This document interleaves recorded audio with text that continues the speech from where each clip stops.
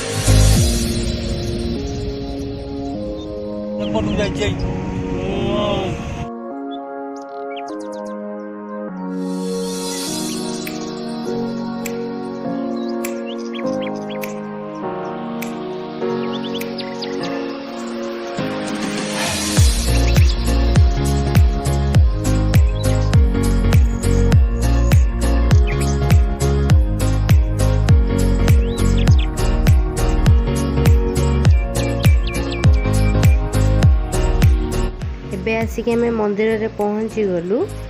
तो एबे चलतु देखा मंदिर पूरा भीतर पार्श्वर कौन रही को मंदिर रही। मु तो फास्ट टाइम पे आसी, मु भी देखनी। तो ये होचंदी एंट्री पॉइंट माने प्रवेश पथटा रोची।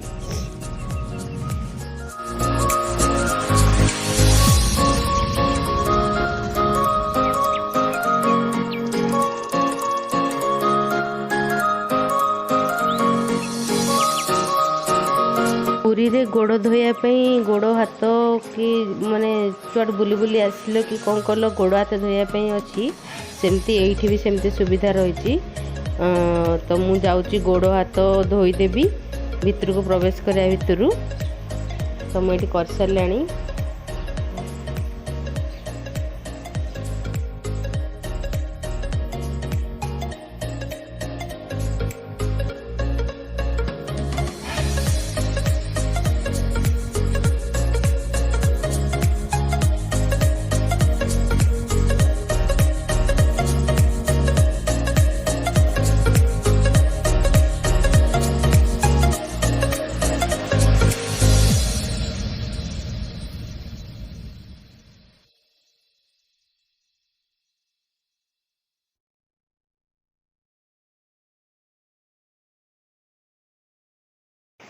मंदिर भीतर प्रवेश करू करू मेन गेट रो जोटा मेन रही प्रवेश पथ, सेठू एते सुंदर भाव में कला तैयारी माने एते चित्र भल कि अंका होती। तो पूरा मन लोभे एते सुंदर होती।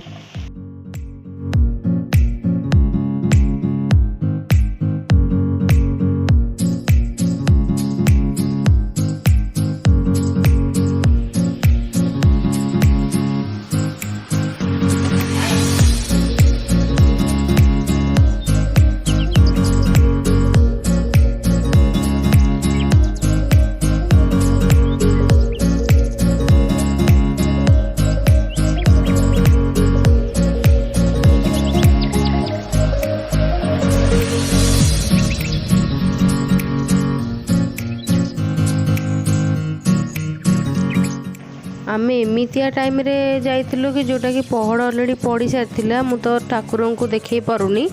तो मु चेष्टा करुँची आपन को बाहर बाहर जीक देखिए, खाली ठाकुर छाड़ी मंदिर मंदिर भीतर आनंद बजार जहाँ अच्छी से जहाँ जहाँ भी मंदिर अच्छी सब देखापी चेष्टा करी। तो प्लीज़ माने वीडियोटा को लास्ट जाए देखंतु।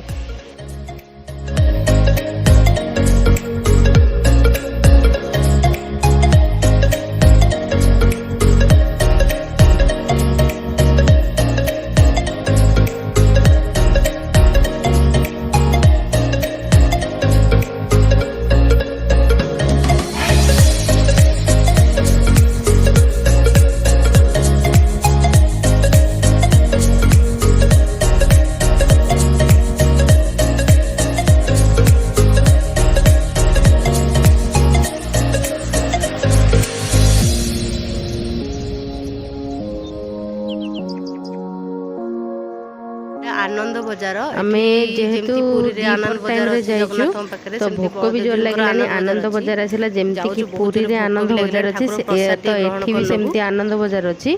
तो चलतु मु भी जाउची आनंद बजार रे खाई नेबी टिके भोक भी बहुत जोर लगिलानी ठाकुर को अभड़ा खाई नेले भी शांति लगिवो। मु तो फर्स्ट टाइम आछि मते तो मंदिर देखि बहुत खुशी लागिला टिके अफसोस रही गला ठाकुर को देखि हेलानी तो आमको पुणी भुवनेश्वर रिटर्न करार थिला तो सेथि पई अपेक्षा भी कर पारलुनी चली खाई बसी तो ठाकुर को अभड़ा भी बढ़ाई गलानी ब्राह्मण नना बाढ़ी सारे तो स्टार्ट कर देबे आ संभाली होनी भोक अभड़ा स्टार्ट करने भी।